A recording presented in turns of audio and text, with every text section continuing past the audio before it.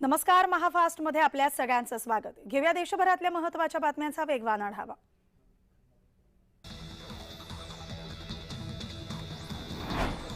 माजी केंद्रीय कृषी मंत्री शरद पवार यांनी शास्त्रज्ञांचा गौरव केलेला आहे। शेती खात्याचा कारभार हातात घेतल्यानंतर पहिल्याच दिवशी ब्राझीलमधून धान्य आयातीसाठीचा प्रस्ताव आपल्याकडे आला होता।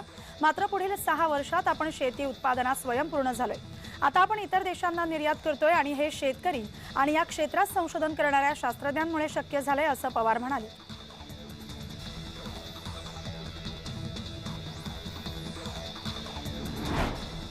गेल्या वर्षभरापासून अडथळ्यांची शर्यत पार करत बळीराजा रब्बीच्या हंगामापर्यंत पोहोचला। मात्र हातातोंडाशी आलेला घास अवकाळी पावसाने हिरावला। पिकांवरील खर्चही न निघाल्याने शेतकऱ्यांसमोर आर्थिक संकट उभे राहिले। अशातच कांदा निर्यातीवर बंदी, ऊस आणि कांद्याचे कोसळलेले दर, सोयाबीन आणि कापूस उत्पादकांची झालेली कोंडी यामुळे शेतकऱ्यांमध्ये संताप दिसून येतोय।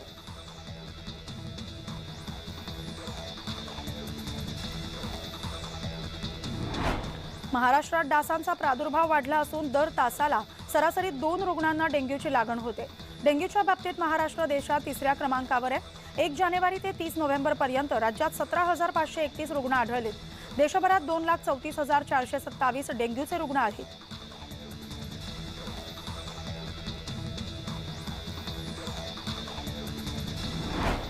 छत्रपती संभाजीनगरच्या पैठण तालुक्यातील कुतुबखेडा इथं 43 वर्षीय शेतकऱ्यानं कर्जबाजारीपणाला कंटाळून विष प्राशन करून आत्महत्या केली। नारायण करंगळ असं या आत्महत्या करणाऱ्या शेतकऱ्याचं नाव आहे।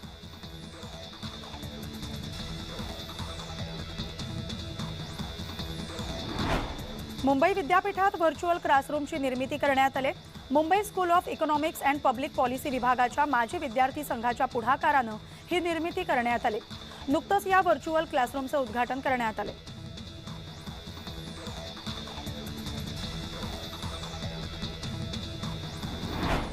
कैवल्य साम्राज्य चक्रवर्ती महाराज ज्ञानेश्वर माऊलींचा 726वा संजीवन समाधी सोहळा आज संपन्न होतोय। त्या निमित्तानं माऊलींच्या समाधी मंदिर आणि गाभाऱ्यात फुलांची सुंदर सजावट करण्यात आली। पहाटे श्रींच्या समाधीला अभिषेक करण्यात आला। त्यानंतर भाविकांच्या हस्ते महापूजा करण्यात आली।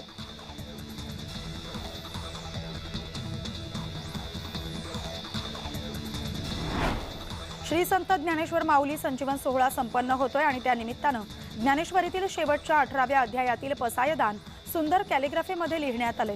पाटण तालुक्यातील डाकेवाडी येथील सुप्रसिद्ध सुलेखनकार डॉक्टर संदीप डाकवे यांनी कॅलिग्राफीतून पसायदान लिहत आपली सेवा रुजू करून माऊलींना वंदन केले।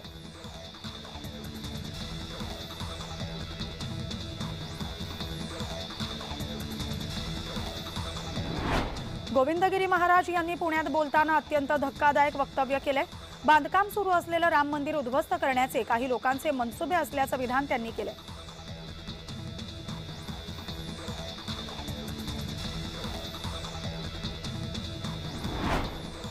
ज्येष्ठ आदिवासी नेते आणि माजी केंद्रीय मंत्री विष्णुदेव साय यांची रविवारी छत्तीसगडचे मुख्यमंत्री म्हणून निवड झाली। भाजपच्या विधिमंडळ पक्षाच्या बैठकीत साय यांच्या नावावर शिक्कामोर्तब करण्यात आले। मंगळवार किंवा बुधवारी त्यांचा शपथविधी होण्याची शक्यता आहे।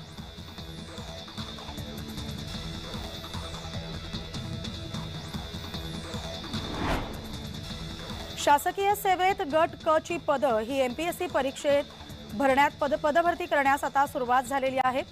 हा निर्णय वर्षभरापूर्वी झालेला आहे। मात्र प्रशासकीय पातळीवर हालचाली होत नसल्यानं याची अंमलबजावणी लांबली आहे। प्रक्रिया सुरू होण्यास अद्याप 6 महिने लागणार असल्यामुळे आता लोकसभा निवडणुकीपूर्वी अंमलबजावणी शक्य नसल्याचं चित्र आहे।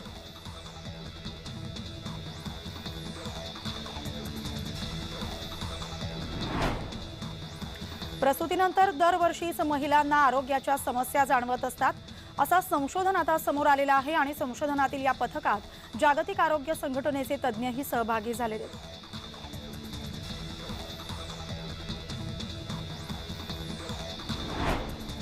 जळगाव शहरातील समता नगर इथं जुन्या वादातून एका तरुणाची हत्या करण्यात आलेली आहे। ही खळबळजनक घटना घडलेली आहे। सोबतच इतर 2 जण जखमी झालेले आहेत आणि त्यांना जिल्हा शासकीय वैद्यकीय महाविद्यालयात उपचारासाठी दाखल करण्यात आलेले आहे।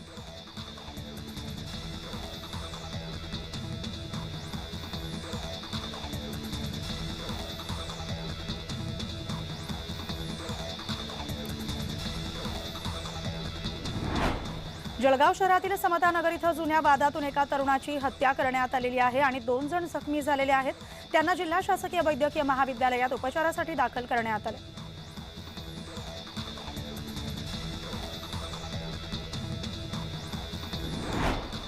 गोंदिया स्थानकावरून धावणारी गोंदिया ते मुंबई विदर्भ एक्सप्रेस आणि गोंदिया ते कोल्हापूर महाराष्ट्र एक्सप्रेस या 15 तारखेपर्यंत रद्द करण्यात आलेत। अनेक गाड्या या विविध कारणांमुळे रद्द करण्यात आल्यात, त्यामुळे याचा फटका आता प्रवाशांना बसतोय। विशेष म्हणजे याविषयी प्रवाशांना कोणतीही माहिती न देता या प्रवासी गाड्या रद्द करण्यात आल्या, त्यामुळे रेल्वे प्रवाशांनी नाराजी व्यक्त केली।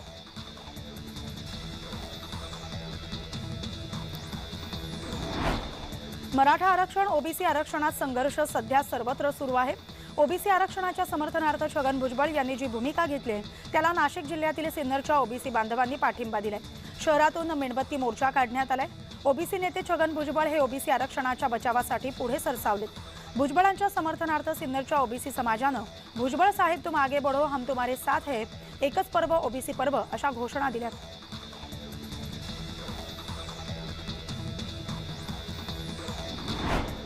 शहरातील 3 विधानसभा मतदारसंघातील नवीन वसाहतींमध्ये ड्रेनेजची यंत्रणाच नाही, त्यामुळे नागरिकांना वर्षानुवर्ष सेफ्टी टँकवर दिवस काढावे लागतात। महापालिका प्रशासक जी श्रीकांत यांनी 3ही विधानसभा मतदारसंघात ड्रेनेज लाईन टाकण्यासाठी प्रस्ताव तयार करण्याचे आदेश दिले।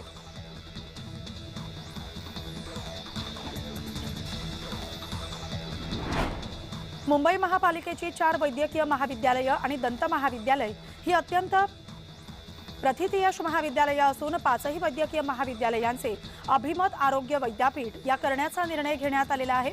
महापालिका प्रशासनाने हा मोठा निर्णय घेतलेला आहे। यामुळे अभ्यासक्रमांमध्ये नाविन्यता आणणे सुलभ होणार आहे।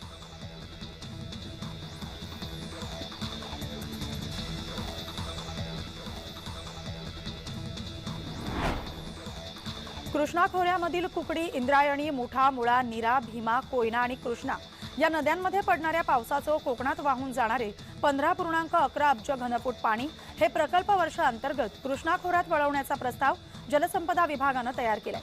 त्यामुळे कोकण खोऱ्यातील पाणी हे पूर्वेच्या कृष्णा खोऱ्याकडे वळवल्यास पुण्यासह सातारा, सांगली या जिल्ह्यांना अतिरिक्त पाणी उपलब्ध होणार आहे।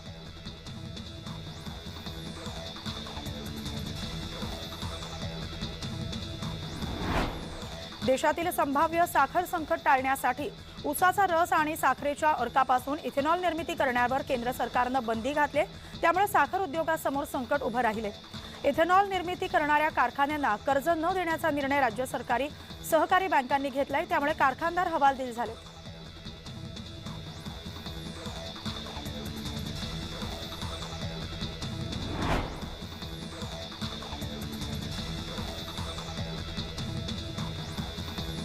अर्धवेळ नोकरी किंवा घर बसल्या अर्थार्जनाची संधी देण्याचं आमिष दाखवून पाठवलेल्या इंटरनेट लिंकच्या मदतीने समोरच्या व्यक्तीच्या बँक खात्यातील रक्कम हडपण्याचे प्रकार वाढत आहेत। नोकरी किंवा उत्पन्नाचं पूरक साधन शोधण्याचं प्रमाण आता वाढलेलं आहे आणि हेच हेरून अशा व्यक्तींची फसवणूक केली जाते।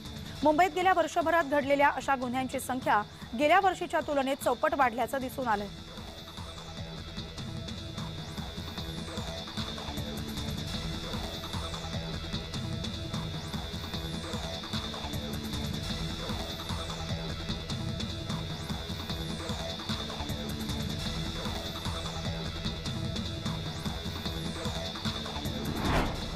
गणिताचं उत्तर चुकल्यानं 9वीतल्या विद्यार्थ्याला बेदम मारहाण करण्याचा प्रकार घडलेला आहे। एका खासगी शिकवणीच्या शिक्षिकेकडून ही मारहाण करण्यात आलेली आहे। नवी मुंबईतल्या घणसोलीत ही घटना घडली।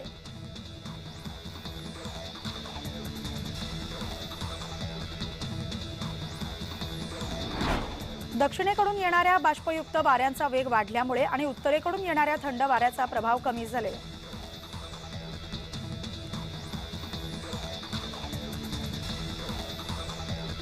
दक्षिणेकडून येणाऱ्या बाष्पयुक्त वाऱ्यांचा वेग वाढल्यामुळे आणि उत्तरेकडून येणाऱ्या थंड वाऱ्याचा प्रभाव कमी झाल्यामुळे राज्यात कडाक्याच्या थंडीची प्रतीक्षा लांबलेली आहे। पुढील 2 दिवस किमान तापमानात वाढ होण्याची शक्यता हवामान विभागाने वर्तवली आहे।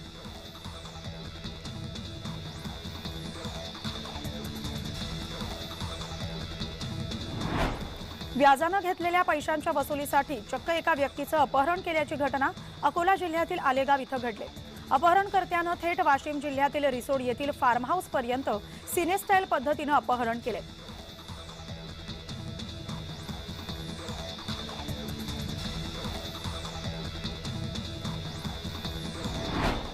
नैना प्रकल्प बाधित शेतकऱ्यांनी मुंबई गोवा महामार्गावर ठिय्या आंदोलन करत रास्ता रोको केलाय।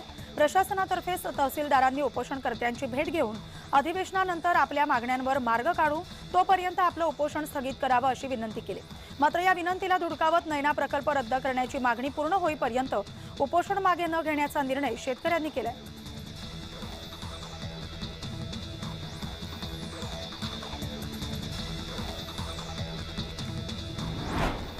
नाशिक रोड परिसरात पुन्हा एकदा बिबट्याचं दर्शन झाले, त्यामुळे स्थानिकांमध्ये भीतीचं वातावरण पसरले।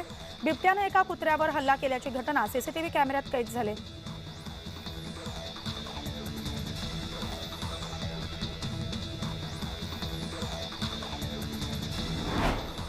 मानधनवाढीसह विविध मागण्यांसाठी अंगणवाडी सेविकांनी बारामती पंचायत समिती कार्यालयावर भव्य मोर्चा काढलाय। या मोर्चात बारामती तालुक्यातील हजारो अंगणवाडी सेविका आणि मदतनीस सहभागी झाल्या होत्या। एकात्मिक बालविकास योजनेच्या माध्यमातून गेल्या 48 वर्षांपासून अंगणवाडी सेविका आणि मदतनीस यांचं कार्य सुरू आहे। मात्र या सेविकांना अद्याप मानधन वाढ करण्यात आलेली नाही असं सेविकांचं म्हणणं आहे।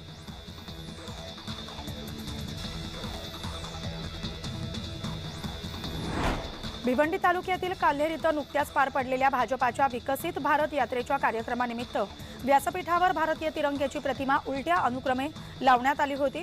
या प्रकरणी फौजदारी गुन्हा दाखल करण्यात आलेला आहे। अलंकार पाटील असं या गुन्हा दाखल झालेल्याचं नाव आहे।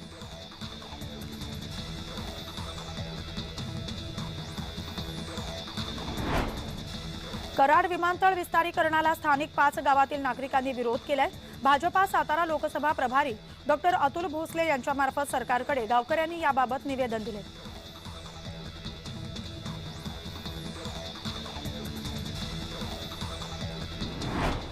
तुळजाभवानी देवीच्या 207 किलो सोनं आणि 2570 किलो चांदी वितळवण्याच्या प्रक्रियेला उच्च न्यायालयाच्या 2 न्यायाधीशांना खंडपीठानं स्थगिती दिली।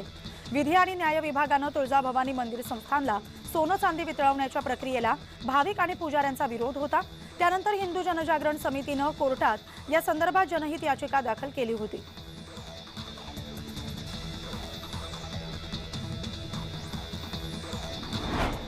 जालन्यात अज्ञातांनी गोळीबार केल्याची घटना घडली। शहरातील मंठा चौफुलीवर काही अज्ञातांनी गजानन तौर यांच्यावर गोळीबार केलाय। यामध्ये ते गंभीर जखमी झाले होते, मात्र रुग्णालयात नेत त्यांचा मृत्यू झाला। दरम्यान घटनास्थळी पोलीस दाखल झालेत, अधिकचा तपास सुरू आहे।